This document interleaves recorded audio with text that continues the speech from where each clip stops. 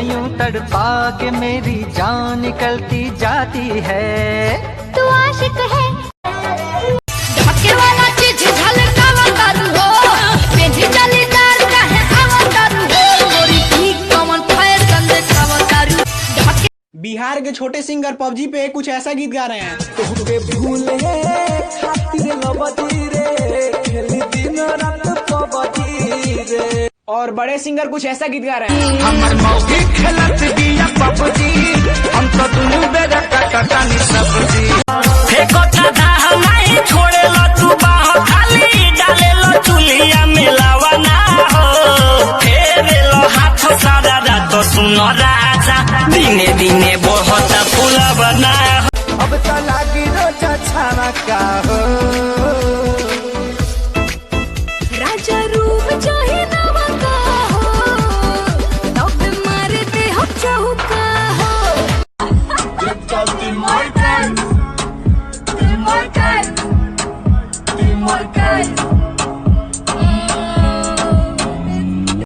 हम पुनवा पकत न बताई, बाकी मनवा के कोई से मनाई। बहे जब जब पुरवैया हो, मन बिगड़े सैया। कई बार चुमा तू पियावा के दिहलू, पलंग हिलत रहे हो, पलंग हिलत रहे हो, बाकी चोर चोर करे मजा मिलत रहे हो, बाकी चोर चोर।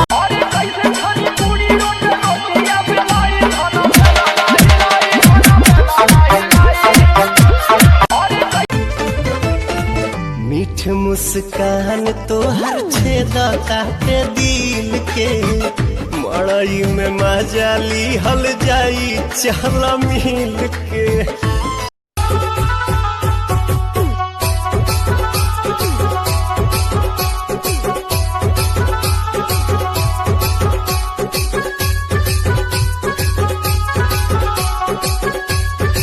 जब यादव जी बारात में जाते हैं तो लड़कियां बोलती हैं, झूठे हवाई फायर मारत रहो हो, खाली टुकुर टुकुर यादव जी निहारत रहो हो। तो उसी बात पे यादव जी बोलते हैं, दयालु यादव जी के बराते में तो काहे जरालू नाचे।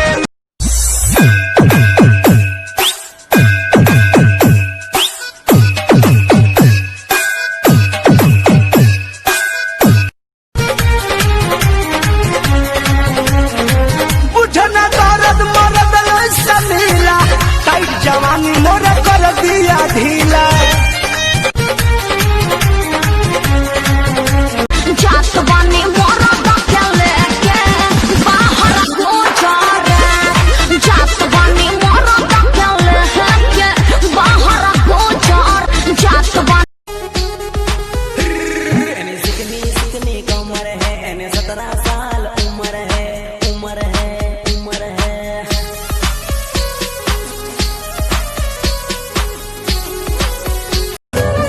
सांस बन के बसल बाड़ू तू शरीर में, नहीं खुदा के दीर में ये जान प्यार नहीं के लिखल हाथ के लकीर में।